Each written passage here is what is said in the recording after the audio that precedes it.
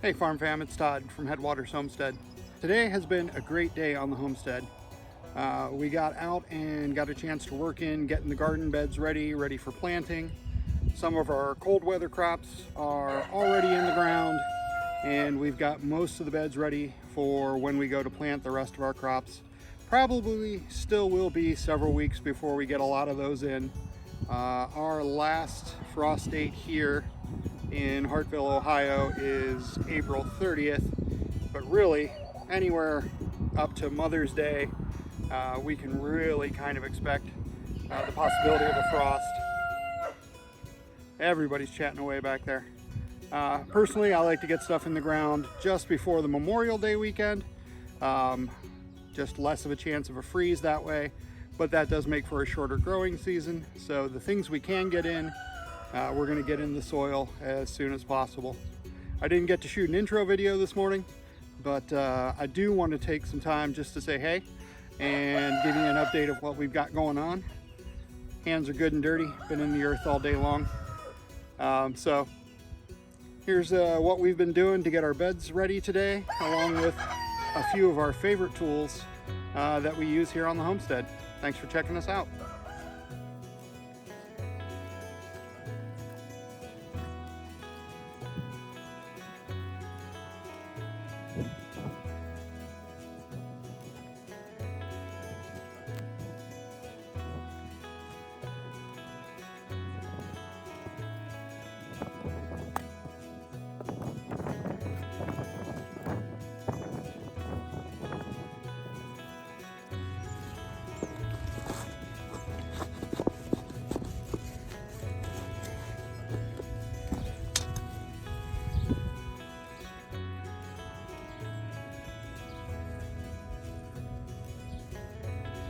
It's what they call Creeping Charlie. Small, really nice little purple flowers on it. It's got a squared off stem with some reddish in it. These little scallop shaped leaves that can be anywhere from green to almost purple. It spreads like wildfire though. It's pretty much taken over the potato beds. So we'll be going in and cleaning all that out today while we're doing our weeding. Runs underground by rhizomes and root mass, so the more of that you can pull out, the more you're going to keep it from coming back. But wherever those rhizomes break, it'll start a new plant, so it's an ongoing battle.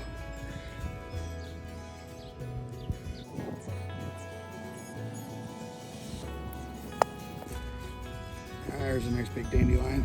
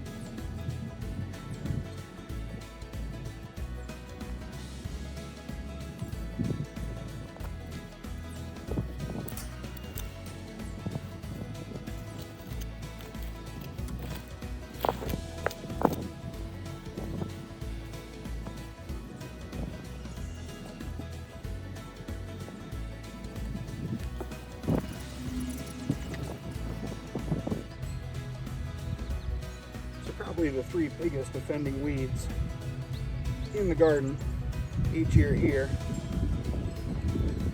are going to be your invading grasses from the lawn. They're able to send rhizomes underneath the side panels of the garden beds here, and they come up along the edges. So a little 3-tine hand cultivator is great for raking in under those, getting down deep into where the roots are spread out. I like to shake some of the dirt off of them and then toss them off to the side. Try to salvage as much of the soil as I can, but anything that I can't is going to get thrown on the potato mounds anyways, so there's no loss. Things just serve a different purpose, get moved to a different area. Try to salvage the earthworms out because they're good for the soil here. Next is the creeping Charlie or ground ivy, depending on what you call it and where you're at. But same way, rhizomes and stolons under the ground and on top of the ground get in underneath the side beds, and it establishes.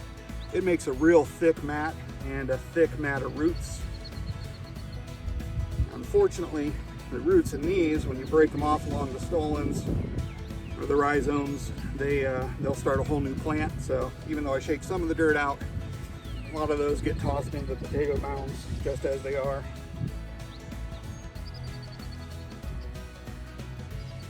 I like to get down deep enough where I can pull out kind of the root tips of those grasses, so those won't be coming back.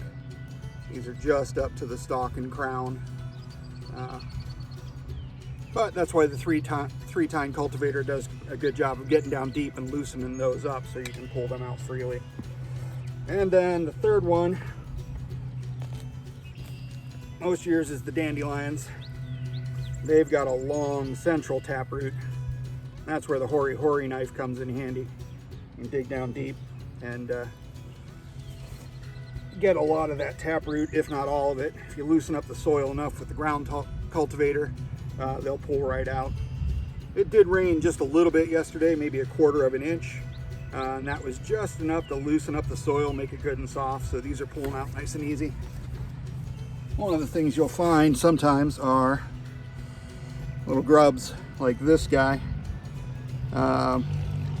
He's not your traditional grub. He's not going to turn into a Japanese beetle. Those are usually the white ones that have a kind of a pale off-white almond face, but this guy is nice and light green with some darker green spots. He's going to be some type of caterpillar. He looks like a really big army worm, but I don't think that's what he is either. I'm not sure, gonna have to look this up and see what he is. But you'll find these down in the root masses too. These guys can be damaging to your plants. Some of them can be beneficial, so it's always a good idea to know what you're dealing with. I am not sure what this guy is, so I'll try to figure that out later. But for now, he's gonna be a chicken snack.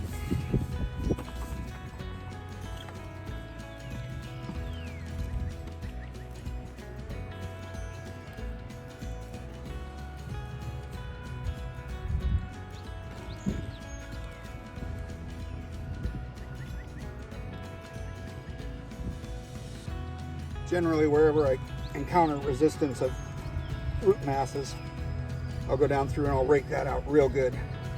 Break up that root ball as much as possible, reclaim the dirt, and just make it a little bit more difficult for weeds to grow back into the garden. We're all natural here, so we won't be using any synthetic weed killers or herbicides to keep weed control down. A lot of it is manual labor, going through and picking it out, reducing the weed pressure as much as possible early in the season, and then going in and doing those cultural controls throughout the year as well. In an area that was particularly bad, I might consider using a vinegar and Epsom salt solution to help kill off some of these weeds. That's an all-natural, organic way to go, but generally even that I don't tend to use in the garden. That's more for controlling weeds up in on the sidewalks in the driveway that we use that for. There's some more of the creeping Charlie, and you can see just how much of a root system that develops.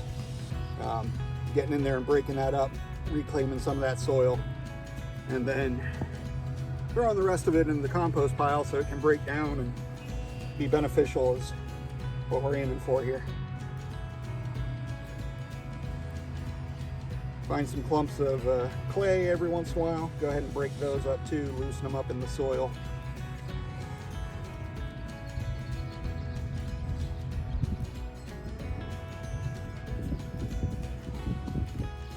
But I like to just go through here and get out as much of this as I can.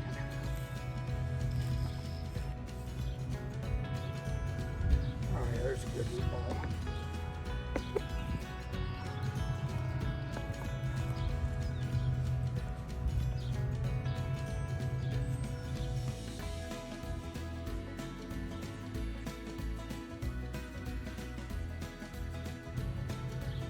There's my big caterpillar. Grub, wherever he is.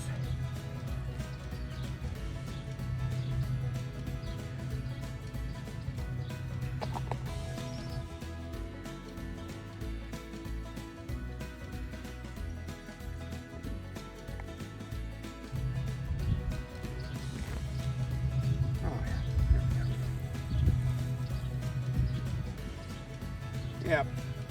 Don't need all that encroaching into the garden beds.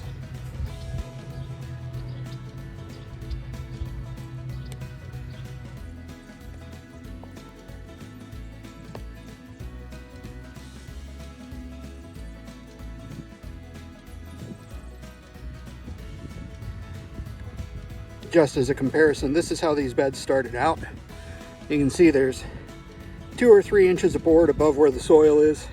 Grass and weeds are choking the sides, and there's some in the middle.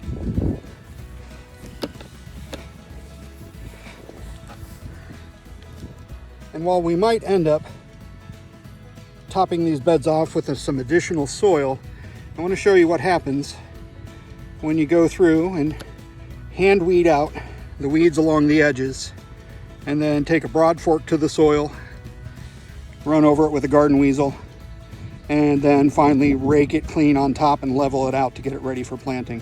So again, starting off here, lots of board space exposed on the sides. The soil, even though it looks pretty healthy, is somewhat compacted, and we've got a lot of leaf litter, grass, and roots in there that we need to either turn into the soil or remove before we get these beds ready for planting.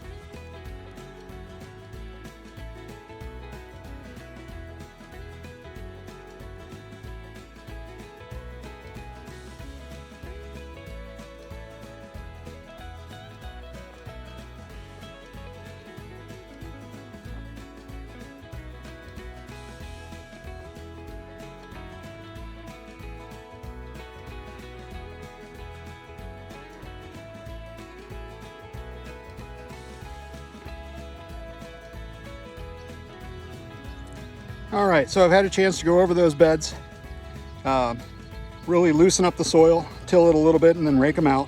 So I want to show you the difference in how those beds looked before, when we saw that board space. And now this is the same soil that was in these beds. We haven't added anything yet. We have just simply removed the weeds, used a broad fork to loosen up the soil, but not cause nearly as much soil disturbance as we would if we had taken a tiller or a plow through them. In these beds, it's really not necessary. If you go back and look now, where we had 2 or 3 inches of board showing on the sides before, all that soil has been loosened up and fluffed up. It's all nice and loose and mixed. It's been aerated and it is ready to be planted. That's how much soil you can bring back just by using some simple practices to get your gardens ready in the spring.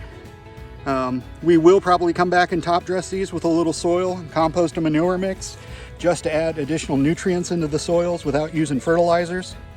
But even if we didn't do that, these beds are nice, weed-free, loose, and ready for planting. Don't hardly get anything done. Christine's out here plugging stuff in the soil already. So we're a dual act, but she's got what was our tomato bed for 3 years, just about fully planted out. And I've got a couple more of these beds to prep and get ready so we can get our spring and summer gardens in.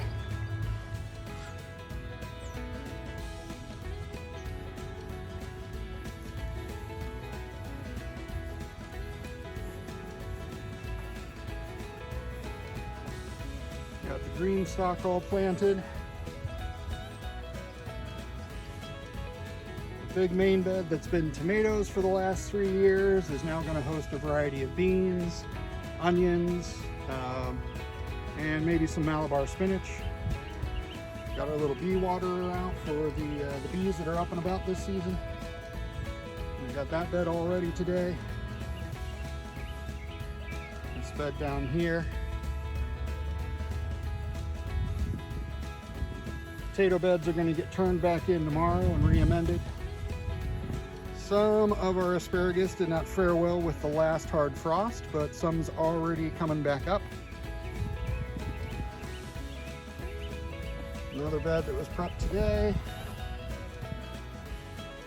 Garlic, radishes, and spinach and carrots. Still need to do a little weeding here. You can see the asparagus really didn't like that cold snap we had, that freeze and frost. These beds are all filled up and ready to go. Our elderberry starts from last year are looking good. Another bed filled and ready. Maybe another week or two before I can get out and till the giant in-ground bed. That is one area where we will use a box cultivator and loosen that up. We'll probably do corn, beans, pumpkins, squash again out in those fields.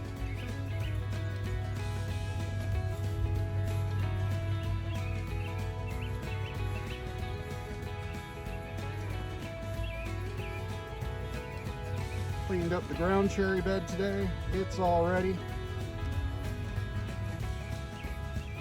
The sunflower bed will get tilled in tomorrow, along with, which you can barely see here, but our long bed that we do cut flowers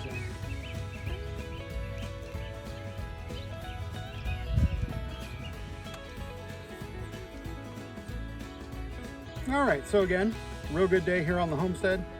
Love getting these garden beds up and ready for the season. Looking forward to bountiful crops again this year. But it's been a good hard day of work. I think we're going to leave the homestead, maybe get some chips and margs tonight to reward ourselves for the work we've put in today. But it's been a good day here on the homestead. Love doing this. Love the fact that the warmer weather is finally here and we have an opportunity to get these beds ready and get growing. So what are you folks putting in the ground where you are? We'd love to watch you grow as well. So feel free to share with us what you're doing at this time of year, and we'll see you next time. Take care, farm fam.